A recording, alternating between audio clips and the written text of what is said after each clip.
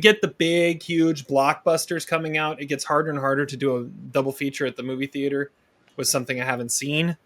But I found one, had to go to Lakewood to see it, and I knew nothing about it going in. It is called Abraham's Boys. This was written and directed by Natasha Kermani and based on a book. And we're diving into Dracula territory for this one. What? So, this is like aftermath of Dracula. So the main character is Abraham Van Helsing, played by Titus Welliver, who's the only face that you recognize in the whole movie. And this takes place 18 years after the death of Dracula. And so he's moved to California to kind of get away from everything. He's moved there with his wife, Mina, who was a very active part of not only catching, but also somewhat kind of seducing Dracula. And their two kids, Rudy and Max. And they've been kind of hiding from Rudy and Max what they really are and what they had really done.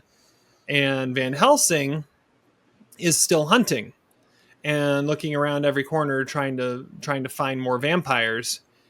And Mina is having some health issues, and you're starting to wonder from both of them, is this vampire thing still haunting them? Like, is it still coming after them, or do they just have like PTSD and are now just hunting people because they have no more vampires to hunt, so they're imagining that there are vampires? The story sounds more interesting than the movie makes it. It's kind of boring.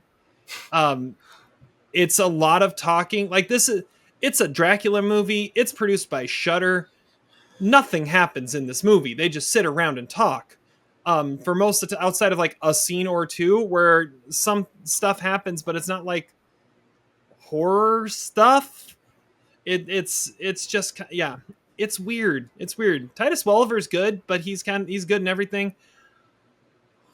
I guess I'm giving it 2 stars. I mean, it looks good. The performances are fine. There's just not much going on here. And if you're someone who is a little more into like the Dracula lore, like I told my wife that I think she would really get into it because she's got that literary vibe and kind of would love to see an expansion of the universe of what Dracula produces. But yeah, I don't know. This one was just kind of, But yeah, it had one showtime and one theater around here, and that's why it only has 92 votes on IMDb. This long after its release, it's a great poll. 2 stars for Abraham's Boys. Nice. I think after Robert Eggers does Dracula, like, you probably shouldn't do that ever again. So that was one of the things is as I was watching it, I'm like, okay, everything I know about what they're referencing comes from Nosferatu. So like the wife is basically the Lily Rose Depp character. And there's other ones that pop up like, oh, I think that might be a version of this character. It's kind of interesting. But yeah,